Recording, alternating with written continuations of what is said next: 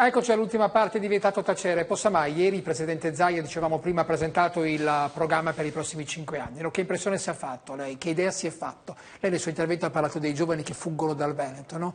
Perché dice non trovano delle risposte lavorative in questa terra. Sì, in realtà non ha presentato secondo me le linee programmatiche, nel senso che è stato un intervento molto lungo, molto concentrato sulla cronistoria di cosa è successo con il coronavirus, perché insomma ha riferito in aula su quanto in teoria su quanto sta capitando oggi, ma in realtà poi ha occupato gran parte dell'intervento. Devo dire che l'opposizione per 5 anni ha criticato il Presidente che non è mai andato in Consiglio, Infatti ne ha approfittato, no? speriamo che abbia inaugurato una nuova abitudine, cioè quella di venire in Consiglio spesso. Sperate di vederlo spesso. Gliel'abbiamo anche chiesto. No, perché è importante, perché è l'occasione di confronto. Dopodiché sulle linee programmatiche ha detto molto poco, così come onestamente c'era anche poco dentro al documento che ha depositato, e devo dire c'è stato poco anche in campagna elettorale, cioè se qualcuno mi racconta che cosa Zaia ha detto dal punto di vista programmatico in campagna elettorale, credo che anche i candidati consiglieri della Lega possano far fatica. Non ne aveva bisogno. Esattamente, no, però su questo non sono d'accordo, cioè non ne aveva bisogno per vincere le elezioni, infatti le ha vinte, dopodiché per governare bisogna averlo un disegno sul Veneto, cosa che anche ieri onestamente non si è vista. Io quello che ho provato a dire a Zaia è: Presidente, lei è stato il Presidente più votato nella storia d'Italia, dal 1970 a oggi nessuno ha mai preso il 77% come lui, e quindi da grandi poteri derivano grandi responsabilità, diceva lo zio di Spider-Man, e quindi insomma ha una grande responsabilità addosso. Dopodiché ci sono anche altri numeri. Il Veneto ha perso l'anno scorso 15.000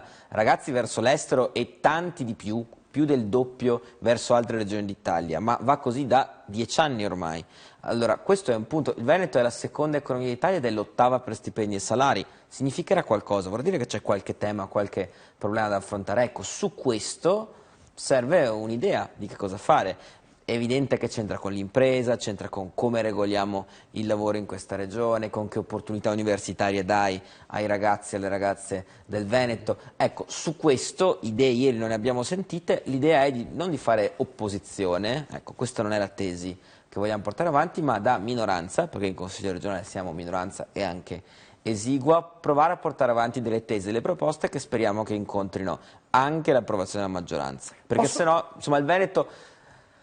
Questa tesi che in Veneto tutto va meravigliosamente, temo che in realtà si scontri con dei dati reali, e ieri abbiamo provato a raccontare dei numeri che dimostrano che così non è. È un Veneto vecchio quello che racconta Zaia, quello che governa il Presidente. L'elettorato di Zaia è vecchio ed è vecchia la regione? No, perché nel momento in cui lei mi dice che non c'è un'attrattiva per i giovani e che abbiamo l'8º posto negli stipendi, mi viene da pensare che forse ci sia un problema anche di quel tipo lì. Zaia penso che abbia un elettorato molto trasversale. Adesso ho guardato rapidamente i dati, ci sono già le prime analisi. È vero che è più forte nell'elettorato più anziano ed è più debole in quello più giovane, dopodiché uno che prende il 77% i voti li prende da tutte le parti. Certo, e da tutti i partiti soprattutto. Da tutti i partiti, e sicuramente lui ha sconfinato anche nel campo, diciamo, fuori dalla Lega, fuori dal centrodestra. Dopodiché c'è un punto: proprio perché ha avuto questo risultato, lui ha la responsabilità oggi di vedere anche quello che non va in questo territorio, perché oggettivamente in Veneto ci sono una serie di questioni non risolte. Adesso ne ho detta una, ma provate a pensare al dramma ambientale che vive questa regione, dal consumo di suolo all'inquinamento da polveri sottili, possiamo fare l'elenco, e l'idea che chi prova a dire che c'è qualcosa che non funziona è contro il Veneto, temo che abbia, diciamo così, le gambe un po' corte, perché questi problemi restano lì se nessuno li affronta, e l'idea sarebbe invece di provare a spingere chi governa questa regione ad affrontarli. Però lei Possamai è consapevole quanto lo sono io che sono temi che prendono poco l'elettorato.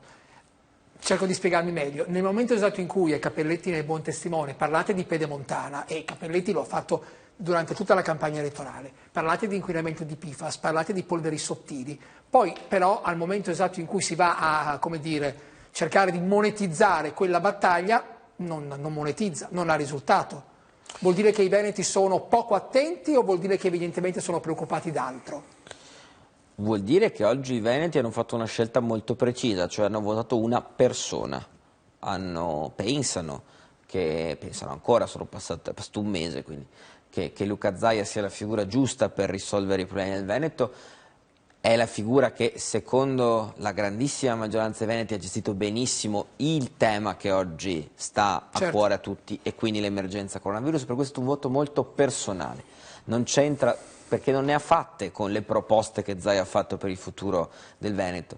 Ecco, io penso però che invece un'alternativa, cioè la costruzione di un percorso alternativo a Zaia, al centrodestra, a chi oggi governa, passi invece per una serie di proposte di contenuti. È evidente che servirà un leader, servirà un riferimento, qualcuno che li incarni, però la prima cosa è da che cosa partiamo. Prima ne ho dette due, ce ne sono tante altre. Non credo che i veneti non siano interessati ai temi ambientali, al fatto che i figli e le figlie di chi oggi ha 40, 50, 60 anni se ne stanno andando in parte rilevante da questa regione, sia una questione che non tocca.